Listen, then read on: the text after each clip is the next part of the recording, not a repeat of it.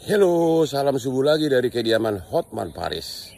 Ini adalah teknik bagi para buaya darat agar terhindar dari kewajiban untuk diminta pertanggungjawaban sebagai ayah biologis dari hubungan cinta di luar pernikahan. Pertama, kepada para cowok, pastikan selalu di tas kamu ada pil postinor, ya. Pastikan selalu ada pil postinor di tas kamu, sehingga setiap kau melakukan hubungan intim dengan seseorang yang bukan istri kamu atau pacar kamu, pastikan kamu menyuguhi pil tersebut 2 butir kepada itu si cewek. Itu akan aman. Kamu tidak akan dikejar-kejar lagi sebagai seorang ayah biologis. Oke? Yang kedua, tes DNA. Tes DNA secara pidana tidak bisa dibintakan kepada polisi karena hubungan cinta mau di luar ranah pidana. Jadi polisi tidak berwenang meminta si cowok untuk melakukan tes DNA. Satu-satunya adalah ranah perdata, yaitu gugatan 1365 KUH Perdata. Masalahnya tidak bisa langsung gugat perdata minta pertanggungjawaban sebagai seorang ayah biologis karena belum ada bukti bahwa dia adalah seorang ayahnya. Jadi harus dilakukan tes DNA. Jadi perlu ada 2 gugatan perdata. Yang pertama, gugatan perdata agar si cowok mau atau diperintahkan oleh pengadilan untuk melakukan tes DNA dengan ancaman penalti misalnya 1 miliar sehari kalau menolak untuk melakukan tes DNA. Sesudah itu lolos dan makan waktu 3-4 tahun, barulah sesudah terbukti bahwa tes DNA dia adalah ayahnya, barulah gugat kedua perbuatan melawan hukum 1365, yaitu tentang tanggung jawab sebagai seorang ayah biologis. Jadi panjang perjalanannya. Oke, jadi panjang perjalanannya. Oke, agar para wanita tahu itu tidak gampang meminta pertanggungjawaban dari seorang laki. Satu-satunya paling efektif adalah mempermalukan melalui media cetak, media elektronik agar dia mau berdamai demi menjaga nama baiknya di hadapan istri dan keluarganya. Oke? Salam, inilah nasihat hukum yang benar dari seorang mantan buaya cinta. Saya ini bukan kuasa hukumnya para pihak, tapi kebetulan saya kenal dengan para pihak yang saat ini cukup heboh, ya, membuat gaduh di sosial media maupun di masyarakat khususnya. Dari awal saya sangat menyayangkan kenapa peristiwa ini bisa terjadi, karena menurut saya ini adalah sesuatu yang tidak seharusnya muncul ke media. Namun demikian, karena sudah ramai, lalu saya menanyakan para pihak masing-masing, ada apa sih sebenarnya? Saya tanya ke Lisa, lalu saya tanya juga ke pihak Pak RK melalui Ibu Cinta, yang dimana perlu diketahui bahwa kami sekeluarga, khususnya saya, putri saya dan istri saya itu mengenal baik Ibu Cinta, sehingga ada keterpanggilan saya yang pasti sebagai seorang sahabat ingin menanyakan. Kemarin awalnya tuh saya tanya, "Teh, ada apa?" Saya bilang. Saya kirim itu pemberitaan melalui sosial media dan berita-berita online. Saya kirim, ya saya bilang ini benar atau hoax. Ya, saya kepingin ada sesuatu yang seperti apa sih ini gitu loh. Kalau benar apa tidak benar kan memang harus segera diklarifikasi ya. Saya mungkin tidak bisa memperlihatkan, tapi bisalah ininya untuk apa, komunikasinya seperti apa. Jadi ini percakapan saya awal dengan Ibu Atalia ya. Boleh bang ceritanya? Ya. Jelaskan. Saya pertama itu hari Kamis ya, saya tanya, "Teteh sehat?" Saya bilang. "Teh ikut prihatin tentang apa gosipnya Kang Emil." Terus saya kirim itu tautan beritanya ya. Saya bilang, "Tadi pagi," saya jelasin, "tadi pagi saya sudah teleponan sama Lisa," saya bilang. Terus Teteh bilang, "Oh iya bang, terus gimana? Maksudnya dia apa?" Saya bilang, "Iya Teh, dia bilang siang ini ya mungkin yang sudah beredar juga, Saya bilang, iya teh, si Lisa bilang siang ini ada yang mengaku utusan teteh ya menawarkan uang 2 miliar. Itu Lisa juga kirim ke saya percakapannya seperti apa. Jadi ada orang dengan nomor asing ya, bukan nomor lokal Indonesia, itu seolah-olah dia itu disuruh oleh pihaknya Pak RK atau disuruh oleh Ibu RK untuk menawarkan sejumlah uang untuk supaya Lisa mau tampil ke media dan menyatakan bahwa ini semua hanyalah halusinasi. Ya, di situ saya kurang lebih, mungkin juga teman-teman semua saat ini sudah bisa baca chatnya di sosial media, bahwa kurang lebih saya kutip dari percakapan itu, Lisa tolong bantu ya Pak RK, ini ada uang 500 juta yang akan saya transfer, dan setelah Lisa bertemu dengan teman-teman media, maka yang 2 miliar akan dia kirim ke Lisa kembali. Nah, di situ juga percakapan Lisa juga bisa bilang, saya nggak mau uang.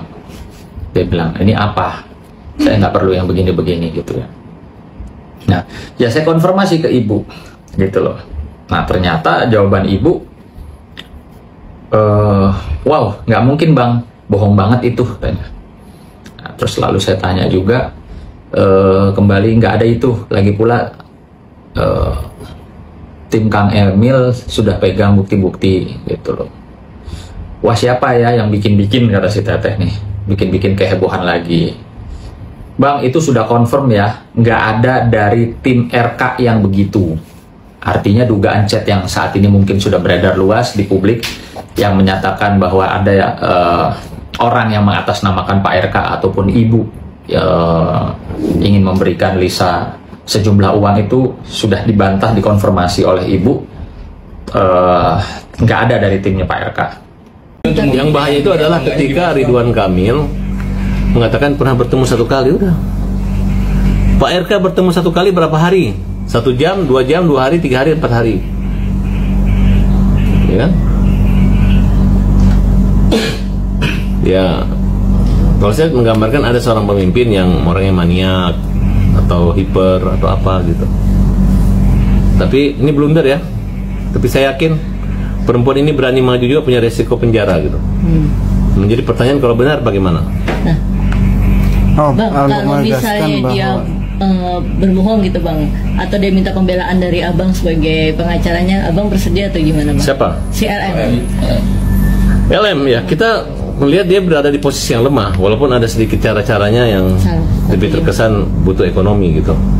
Tapi selama dia tidak motif ekonomi, saya siap membela. Dan kita kalau sudah membela itu tidak akan mundur. Apapun resikonya bang, apapun resikonya. Oke. Saya yakin kalau saya membela LM itu, saya tahu mengatasi persoalan ini, karena saya adalah pelaut yang pernah melaut. Pelaut itu, apa itu nggak boleh tahu. Tapi menegaskan kembali, apakah emang sumpah pocong yang tadi disebutkan itu hanya untuk membuktikan? Ya, RK harus sumpah pocong supaya masyarakat Sunda tahu bahwa dia itu tidak berbohong. Kalau sudah dia sumpah pocong, masalah berbohong nomor 2. Yang penting orang tahu dia berbohong. Masalah dia tiba-tiba nanti mati karena berbohong, ya itu urusan dia dengan Tuhan. Lebih bagus malu setengah mati daripada nggak mau malu dari mati kan? Betul nggak? Gara-gara sumpah pocong. Sumpah pocong kan resikonya mati. Nah, itu juga alternatif dari tes DNA ya bang? Tes DNA itu, kalau saya duluan, saya yang duluan. Kalau saya tidak berani, ya saya nggak berani. Saya pastikan Ridwan Kamil nggak berani. Nggak akan berani dia tes DNA. Alasannya apa bang? Alasan dia pernah ketemu 1 kali kan.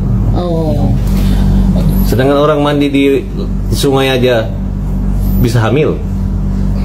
Dalam film dongeng ya.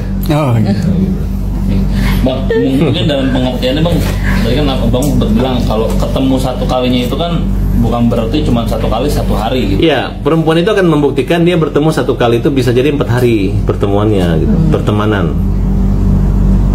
Pertemanan, bukan pertamanan ya. Pertanaman. Ya. Ya, bukan pertemuan sukses, tapi sukses.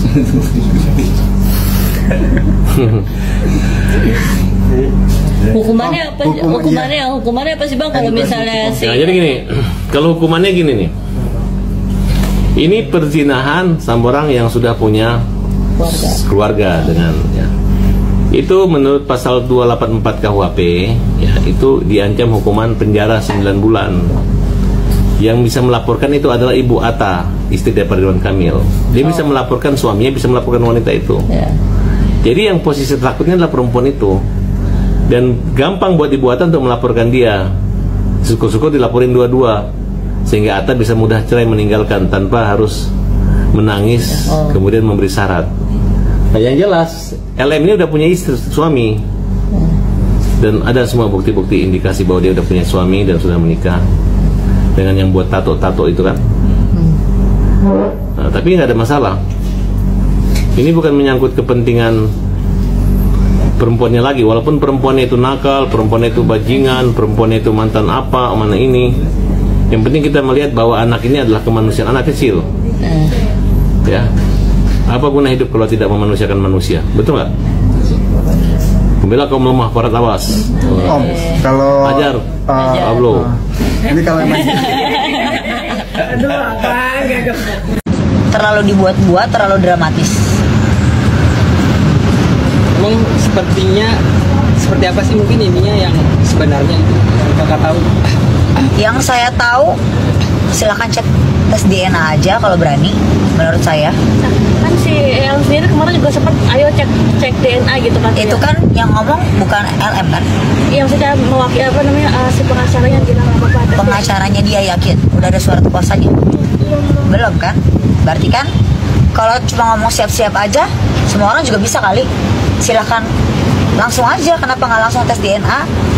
Baru Bapak sendiri siap kok untuk tes kalau berani. Kak, katanya dalam story-nya juga mengatakan ada 4 orang yang mendatangi beliau. Mungkin Kakak mengetahui juga nggak sih 4 orang ini siapa-siapa? Saya, asisten saya, supir. Untuk dalam rangka apa mungkin Kak? Karena pada saat itu beliau meminta saya memohon-mohon, tidak punya uang sama sekali. Saya sebagai wanita tergerak hati seperti itu, dan akhirnya saya mencoba untuk meminta tolong, karena kan pada saat itu ya saya masih teman dekat ya. Saya tergerak hati saya, bagaimana caranya beliau bisa hidup sampai anaknya lahir. Pak, katanya 4 orang itu orang-orang yang menyuruh si beliau ini untuk menggugurkan janin. Oh, tidak ada suruh menggugurkan, justru dia sendiri yang menawarkan untuk menggugurkan, bahkan meminta sejumlah uang. Mungkin saat dia meminta digugurkan anaknya digugurkan. Bahkan kita kan USG, bukan menggugurkan. Bagaimana ceritanya menggugurkan? Itu kan rumah sakit yang di dekat rumah dia. Saya ke rumahnya, itu kan rumah sakit yang ditunjuk. Bagaimana? Emang boleh di Indonesia menggugurkan? Kan nggak boleh. Emang kan ada pasalnya dong.